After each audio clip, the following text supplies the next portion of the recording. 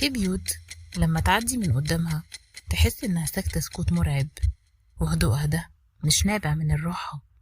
هدوءها جاي بعد صخب ودوشة وضحكات وخناقات. بيت ما كانش بيهدى.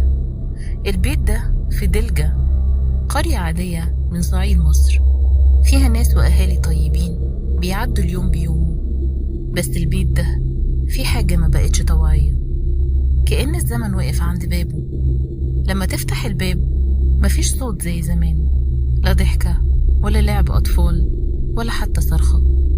كل حاجة فيه ثابتة في مكانها، أكن الموت جه أخد كل اللي فيه مرة واحدة، وكل ده بدأ في لحظة. البيت ده عايش فيه أسرة مكونة من 10 أفراد، 6 أطفال وأب وأم الستة ومرات الأب وبنت مرات الأب. أم الأطفال الستة ليها قصة صغيرة هنحكيها مع الأحداث لما يجي وقتها. بس في يوم كان عادي بدأ زي أي يوم، بس نهايته ما كانتش عادية للأسف. انتهى بمقبرة اتفتحت واتقفلت 7 مرات في خلال أسبوعين بس. محمد 11 سنة، الولد الوسطاني، تعب فجأة والأعراض كانت مرعبة.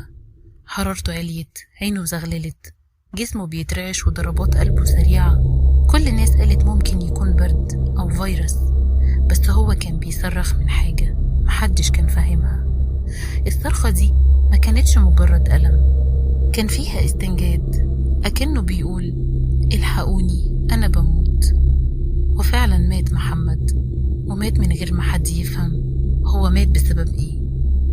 البيت اتقلب، الأولاد التانيين ابتدوا واحد ورا التاني يتعبوا، نفس الأعراض، حرارة، ترجيع، وصداع صعب يتحمله بشر، عيون نص مفتوحة ودبلانة. وأكتر حاجة مرعبة إنهم كانوا واعيين، شايفين إخواتهم بيموتوا، كل واحد بيستنى دوره.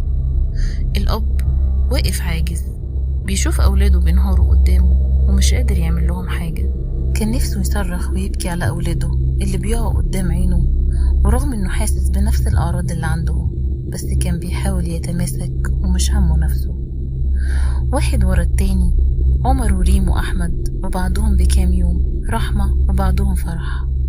كلهم جالهم نفس الأعراض، في منهم اللي اتنقلوا على المستشفى، وفي منهم اللي ما كانش بيلحق. كل واحد كان ليه ضحكته المميزة، كان ليه ركن في البيت بيحب يلعب فيه، وبرضه كان ليه طريقته الخاصة وهو بيموت. مفيش دواء نفع، مفيش تحليل عرف الحقيقة. كل ما حد منهم يموت البيت كان بيبقى أكتر هدوء وأكتر كآبة. جيرانهم مش مصدقين اللي بيحصل، قالوا يمكن عدوى، يمكن تسمم، يمكن حسد، بس كل الاحتمالات ماتت زي بالظبط ما الأطفال ماتوا. فرحة 14 سنة، الابنة الستة، الوحيدة اللي فضلت عايشة 3 أيام بعد أعراض التسمم. نقلوها المستشفى أسيوط الجامعي. فرحة اللي اسمها بيكسر القلب وسط حزن العيلة والجيران، جسمها كان رافض لأي علاج، نايمة على السرير وعينيها مفتوحة، بس مش بتشوف، عارفة ان الدور جاي عليها. كل ليلة بتسمع صوت اخواتها، مش اصواتهم هما بيتكلموا او بيلعبوا، كانت سمع اصوات انفاسهم قبل الموت، اصوات ضربات قلبهم وهي بتبطأ وبعدها تختفي. فرحة كانت بتعد الساعات، بتسأل ليه احنا بس وبالذات، وليه مفيش حد بينقذنا. الاب ما استحملش ووقع واتنقل جنب بنته في العناية المركزة، دخل غيبوبة تامة أثر نفس التسمم. فرحة ماتت، آخر شمعة في البيت اتطفت. الناس حوالين البيت بقت تخاف تقرب، مش عشان المرض ولا خوف من عدوى، بس عشان الذكرى اللي كل طفل سايبها مع حد من جيرانه. الجمعة 25 يوليو الأب توفى بعد آخر بنت ب3 أيام، والقبر اتفتح للمرة 7 خلال أسبوعين بس، والبلد كلها بتصلي وتعيط، والحقيقة لسه محدش يعرفها. وسؤال لسه محدش جاوب عليه، ايه اللي دخل الموت البيت ده؟ وازاي عرف طريقه لجسم طفل ورا التاني؟ هل في ايد خفية دست السم وكانت متعمدة، ولا مأساة زراعية وصدفة العيلة دي بس، ولا دي لعنة وحلت عليهم كلهم؟ الأطباء كلهم قالوا إنه تسمم بمادة اسمها الكلورفينيبر، مادة خطيرة جدا بتكون في المبيدات الحشرية وبتوصل الدم وتدمر أجهزته تدريجيا. النيابة فتشت بيت الأسرة وبيت الجد وراجعت كل الكاميرات في كل الشوارع اللي جنبهم ومبيعات المبيدات في كل المحلات اللي حواليهم، لكن ما لقيتش دليل قاطع لحد دلوقتي. تم التحقيق مع زوجة الأب وتم إخلاء سبيلها لعدم وجود ما يدينها. آراء الناس عنها في بيقولوا طيبة وفي بيقولوا وراها أسرار كتير، وبيقولوا كمان إن ليها بنت ما حصلهاش أي حاجة، وده سبب قوي يخلي العين عليها من النيابة.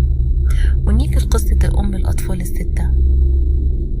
كانت مطلقة من أبو الأطفال من مدة ورجعوا لبعض بعد زواجه من الزوجة التانية، بس دايما كان في بينهم خلافات ومشاكل، ومع تصاعد المشاكل راحت عند أهلها غضبانة منه.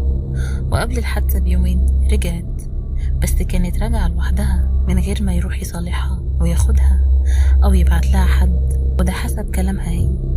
وبعد يومين بالظبط من رجوعها حصلت الكارثة، وده أثار الشبهة حواليها، بالذات إنها منهارتش، وكلامها كله مع الصحفيين والنيابة كان بثبات انفعالي غير منطقي بالمرة. وبالرغم من إن النيابة لسه حاليا بتستجوبها، بس الموضوع لسه في تضارب في الكلام، مفيش اتهام رسمي ليها. الحقيقة لسه مستخبية ورا حيطة البيت، مستخبية في كوباية مية فاضية أو طبق أكل ما كانش لسه خلص واترمى، في كلمة لسه ما اتقالتش أو اعتراف لسه ما اتنطقش. حاليا البيت فاضي، بس الأصوات جواه لسه عايشة.